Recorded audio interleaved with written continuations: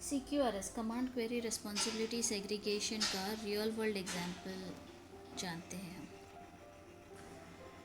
ये एक पेज मुझे मिला, बहुत अच्छा लगा मुझे। इन्होंने प्रॉपरली एक्सप्लेन किया है CQRS कब एंड कैसे यूज़ करते हैं। अब CQRS को यूज़ करने के लिए आपको एक प्रॉब्लम चाहिए, लाइक किस प्रॉब्लम को सॉल्व करने के लिए आप CQRS यूज़ करोगे। तो ये है वो प्रॉब्लम। एक इंटरनेट ऑर्डर मैनेजमेंट सर्विस है,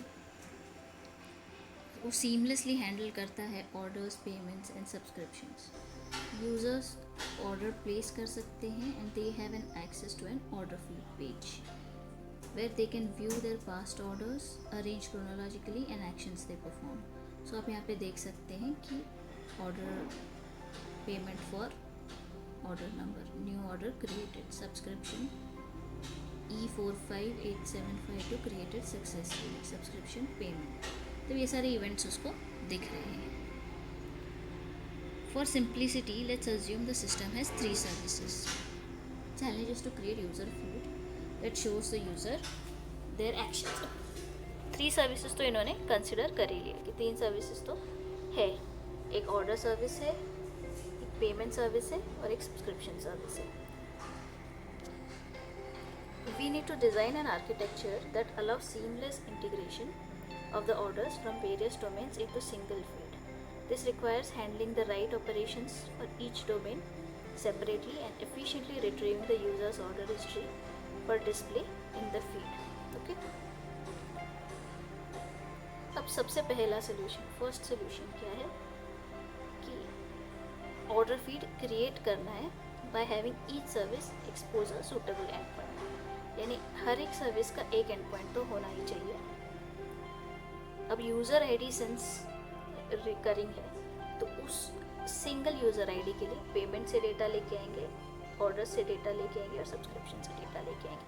सो हर एक सर्विस में ये एक एंड पॉइंट होना चाहिए कि based on user ID get me payments, based on user ID get me orders and based on user ID subscription. ठीक है, अब ये उन्होंने एक आर्किटेक्चर बना दिया। अब मान लीजिए क्लाइंट क्या है वो जानने की कोशिश करते हैं कि अब यहाँ पर लिखा हुआ है client is calling order service, payment service and subscription service, right. तो क्लाइंट है क्या? क्लाइंट है UI। मान लीजिए इस एग्जांपल के लिए UI क्लाइंट है। तो ऑर्डर का डेटा लेने के लिए यूज़र आईडी लेके क्लाइंट जो है वो कॉल करेगा ऑर्डर सर्विस को। पेमेंट का अगर उसको डेटा चाहिए तो यूज़र आईडी लेके वो कॉल करेगा पेमेंट सर्विस को, और सब्सक्रिप्शन का डेटा चाहिए तो वो यूज़र आईडी लेके कॉल करेगा सब्सक्रिप्शन सर्विस को। अब इसके बाद क्लाइंट का काम है कि ये सारा डेटा मैं एग्रीगेट करूँ और यूज़र को अच्छे से दिखाऊं। अब इसका एडवांटेज इन्होंने कहा है कि सिंप्लिसिटी है, बट डिसएडवांटेजेस क्या है फिर इसके, ये जानते हैं। सबसे पहला डिसएडवांटेज है नेटवर्क रिक्वेस्ट्स इंक्रीज हो जाते हैं। Client needs to make separate request to each service, number of requests increases. This can lead to higher network latency and increased overhead due to additional request response cycles required to fetch data from multiple services. मतलब since इतने सारे calls हो रहे हैं, यहाँ पर आपने भी तो देखा ना, यहाँ पर इतने सारे कॉल्स हो रहे हैं, उसकी वजह से जो रिक्वेस्ट्स हो रही हैं वो बहुत ज़्यादा हो जाती है। Increase network requests, potentially slower feed creation, potential. So अभी अलग अलग सर्विसेज से उसको डेटा लेके आना है और क्लाइंट साइड पे कंबाइन करना है। इससे क्या होगा कि जो डेटा वो लेके आएगा वो स्लो बनेगा, स्लो दिखेगा स्क्रीन पे, बिकॉज UI काम कर रहा है कुछ अलग अलग जगह से डेटा लेके आके अच्छे से दिखाने का काम। तो क्लाइंट को वेट करना पड़ेगा, अगर UI को वेट करना पड़ेगा for response of each service, उसको प्रोसेस करके एंड देन फीड बनानी है, UI बनाना है। दिस कैन इंट्रोड्यूस डिलेस, इससे लेटेंसी दिख सकती है तुम्हारे स्क्रीन पर। And if you are dealing with large volumes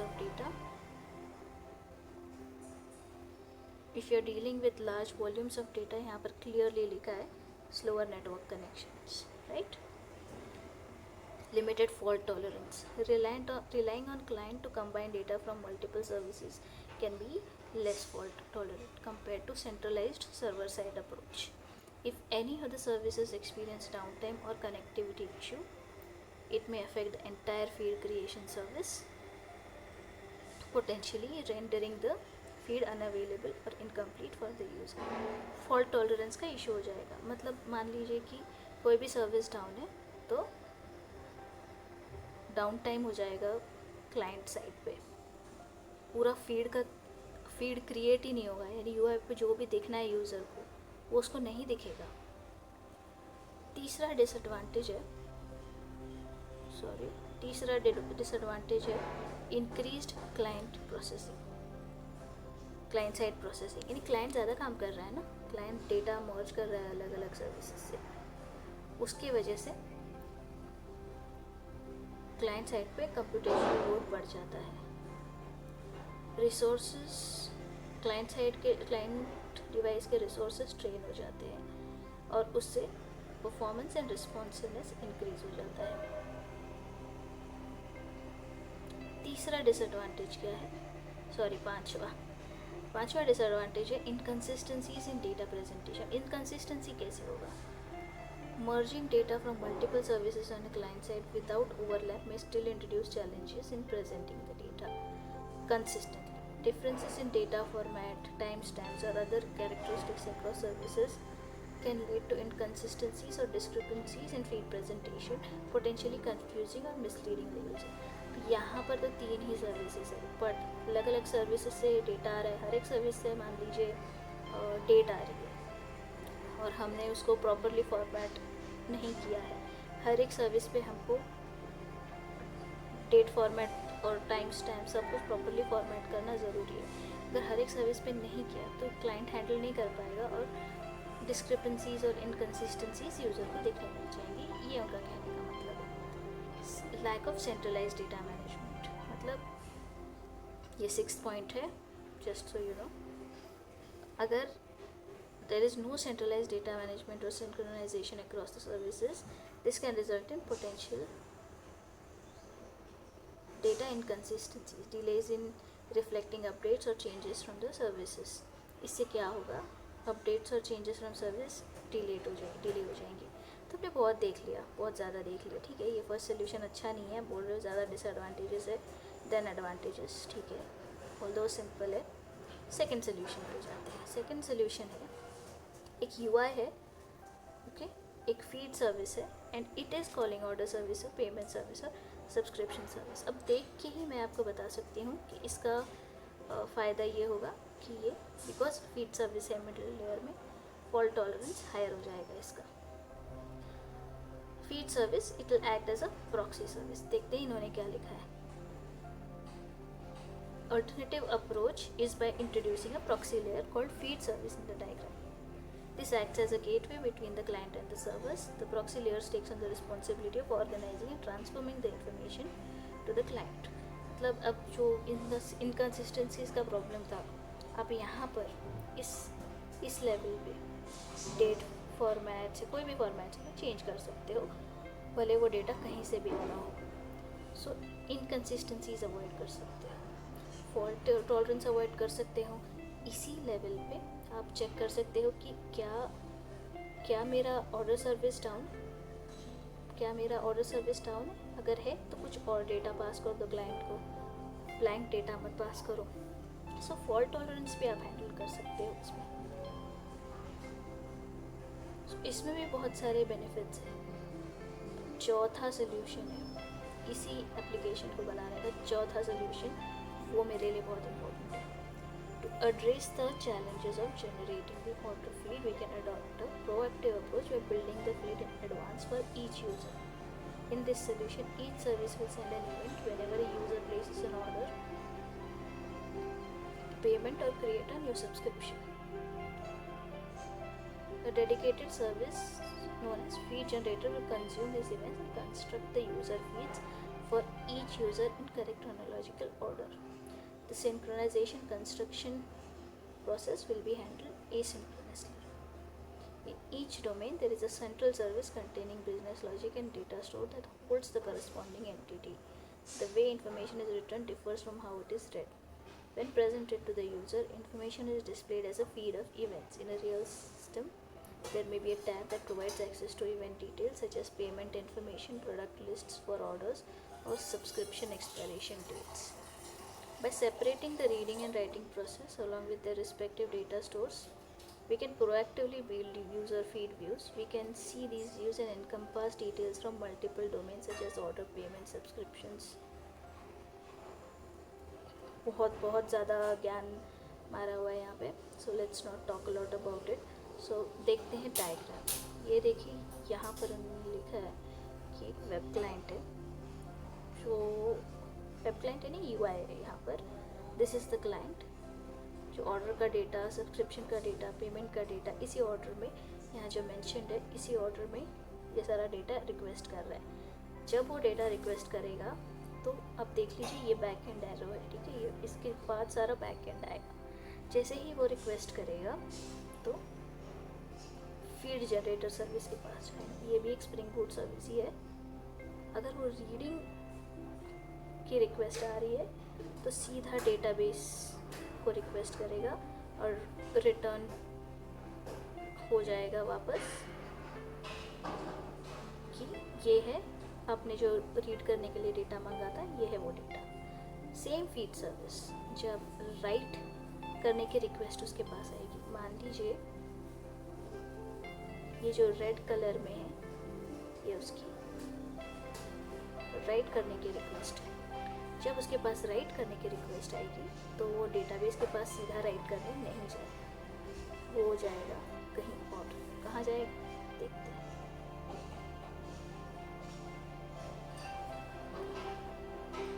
सो जब राइट करने की रिक्वेस्ट आएगी वो जाएगा मैसेज क्यू के पास. मैसेज क्यू हर एक, इसमें आप टॉपिक भी डिफाइन कर सकते हैं कि अगर ऑर्डर का डेटा क्रिएट करना है तो ऑर्डर टॉपिक पे मैसेज भेज दीजिए. जैसे ही ऑर्डर जो सब्सक्राइब्ड है उस मैसेज क्यू को, जैसे ही वो मैसेज देखेगा एक ऑर्डर क्रिएट कर देगा. सिमिलरली पेमेंट भी, पेमेंट का मैसेज देखते ही पेमेंट का रिक्वेस्ट क्रिएट कर देगा. Same with subscription. हर एक सर्विस का अपना एक अलग डेटाबेस रहेगा. देखिए इन्होंने अलग से मेंशन किए ना, हर एक सर्विस के अपने डेटाबेसेस. अब आपको एक क्वेश्चन होगा कि आप राइट यहाँ कर रहे हैं और रीड यहाँ से कर रहे हैं, तो ये जो पार्ट है कि ये राइट और ये रीड, ये कंसिस्टेंसी मेंटेन करना आपका काम है. कि यहाँ से डेटा लेके इधर भेज दो, आपका काम है. CQRS पैटर्न में ये सबसे ज़रूरी चीज़ होती है कि आप डेटा मेंटेन खुद से करोगे. अब इसका एडवांटेज क्या है ये देखते हैं. सबसे पहला एडवांटेज है scalability. CQRS right and read operations को अलग कर देता है. जैसे मैंने बताया था ग्रीन में रीड था और रेड में राइट था, राइट. उसकी वजह से राइट एंड रीड ऑपरेशंस अलग हो गए तो स्केलेबिलिटी आ गई. यानी आप ज़्यादा रिकॉर्ड्स रीड या राइट कर सकते हो क्योंकि आप अलग अलग डेटाबेसेस से रीड कर रहे हो ना, इसलिए. Real time feed updates. Bye consuming events and building the feed in the background, the feed service can provide real time updates on the client. Real time updates दिखते हैं आपको. इससे क्लाइंट्स की प्रोसेसिंग भी रिड्यूस हो जाती है.